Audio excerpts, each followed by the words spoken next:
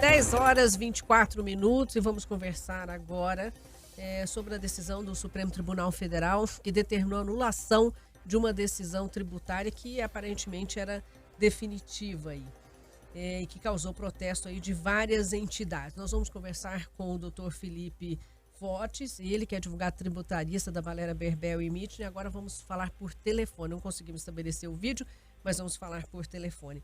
Bom dia, é um prazer recebê-lo. Bom dia, Raquel. Bom dia a todos que estão nos ouvindo.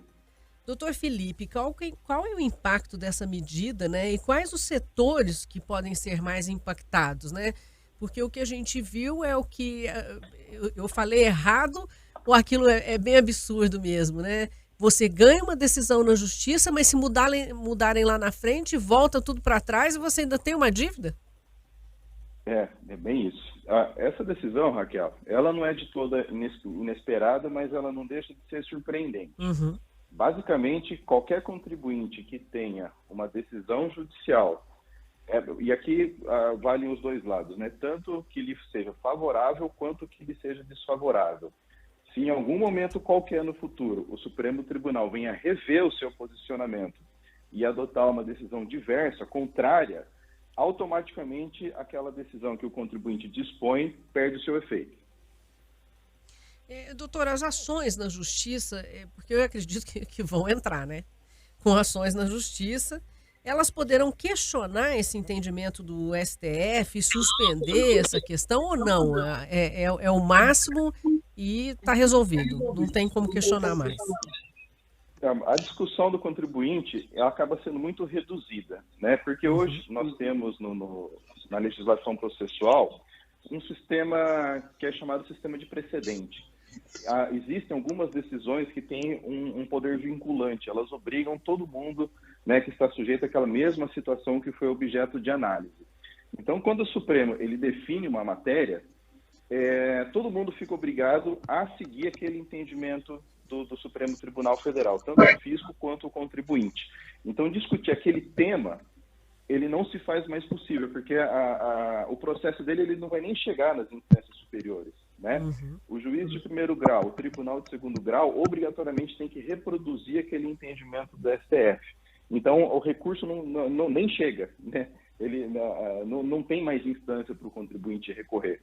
O que pode acontecer a Receita Federal, a Receita Estadual, etc., quando for aplicar aquele entendimento, cair em alguma impropriedade. Então, cobrar um tributo além do prazo, cobrar tributo com matéria um pouco diversa, errar no valor.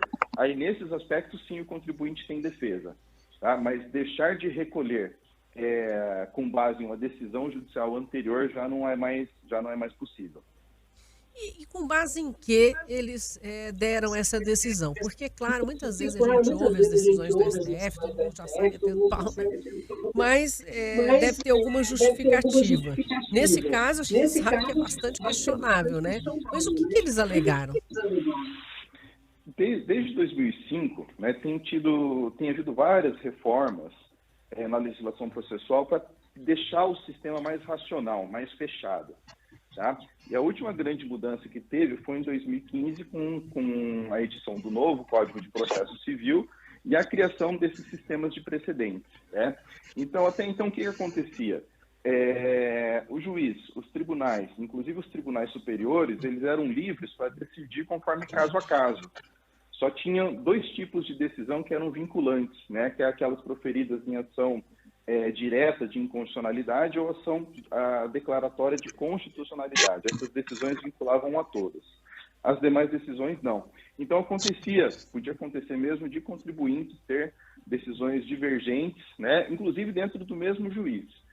Desde 2015, com esse sistema de precedente, várias outras decisões passaram a ter efeitos vinculantes, inclusive aquelas proferidas em casos individuais, né? Que é esse sistema chamado de repercussão geral. Então, o STF ele privilegiou a força das próprias decisões que possuem caráter geral em detrimento daquelas em caráter individual, tá? Uhum. Mas, como eu disse no começo, essa decisão, ela é surpreendente, embora não inesperada, porque esse mesmo Código de 2015 já tinha resolvido a solução. Em que sentido? Se houver uma decisão do STF posterior uma dessas decisões vinculantes, que é contrária à decisão individual do contribuinte, a Fazenda tinha 2 anos para entrar com uma ação rescisória, 2 anos contados desse novo entendimento do Supremo Tribunal Federal. Então, a própria lei já tinha dado uma solução. Tá? Não tinha necessidade de vir um STF e trazer uma decisão nesse sentido. Tá? Uhum. Não dá para saber ainda se o STF analisou essa nova legislação, porque os votos ainda não foram divulgados.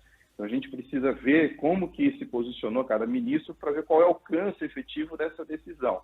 Mas hoje, o que a gente tem divulgado é isso, né?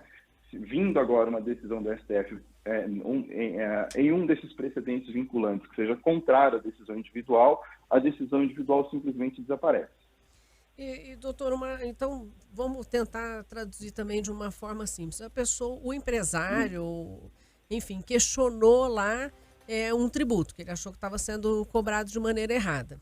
Ele ganha na justiça. Ok, naquele momento está tudo bem. Se lá na frente tiver uma decisão, uma outra decisão do STF, ele pode ter que pagar aquele tributo que na cabeça dele, para a empresa dele, já estava resolvido. Ele não teria que pagar. É isso mesmo, né? Exatamente, é isso mesmo. É o que eu coloquei lá no começo, Raquel, porque parece tão, desculpa até interrompê-lo, mas parece tão absurdo, né? que a gente fica pensando se a gente está falando a coisa certa.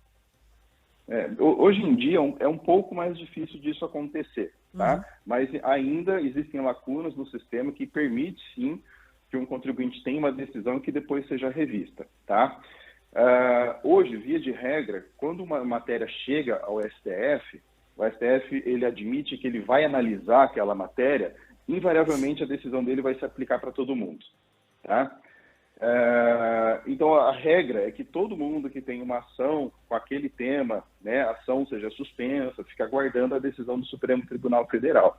Mas, como eu disse, ainda existem lacunas no sistema, na nossa lei processual, que pode fazer, sim, com que um contribuinte tenha uma decisão favorável e, posteriormente, ele perca, tendo que pagar todo o retroativo. É uma insegurança jurídica, não deixa de ser, né? Porque fica a pessoa... Não deixa, com certeza. Fica em stand-by aí, esperando para ver o que pode acontecer para frente, né? É o que você falou, pode ser que não aconteça nada, mas não está livre. Ele não... Antes tinha essa limitação temporal, né? O contribuinte sabia que, mesmo ganhando, ele podia sofrer uma rescisória em até 2 anos. Existia até uma discussão se cabia ação rescisória quando há mudança de entendimento no tribunal. Isso foi resolvido pela nova legislação, mas ainda assim tinha essa objetividade de saber que existia uma limitação temporal, né? Agora não. Agora, a qualquer momento pode acontecer de ter uma decisão rescindida, um entendimento alterado, enfim. Independente dos 2 anos. Independente dos 2 lados. Dos 2 anos, do contribuinte. Isso, dos 2 anos, desculpa. Entendi. Então, todos os casos de suspensão tributária podem ser analisados, não tem agora data específica, né? Não tem, porque depende de quando a matéria chega no Supremo. E o que faz nesse caso? Tem que ficar esperando, tem que ficar atento e bem assessorado, né? Senão está lascado. O contribuinte, acho que ele tem que continuar com o mesmo que ele vinha sempre fazendo, né? Caso queira discutir alguma matéria judicialmente, faz, né?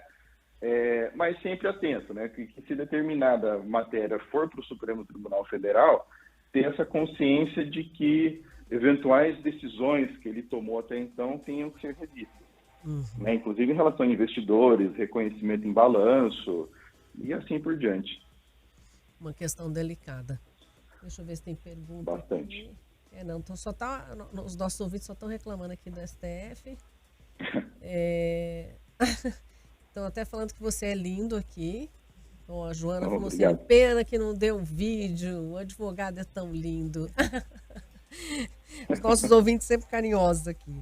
Doutor Felipe Fortes, muito obrigada. O assunto realmente é muito sério, né? Tanto que a gente viu toda essa movimentação aí das próprias instituições, e eu agradeço muito seus esclarecimentos, né? A área tributária é uma área muito, para nós leigos, muito, muito complicada às vezes de ser entendida. Muito obrigada. Eu fico à disposição. Eu conversei com o doutor Felipe Fortes, ele que é advogado tributarista. São 10 horas 34 minutos.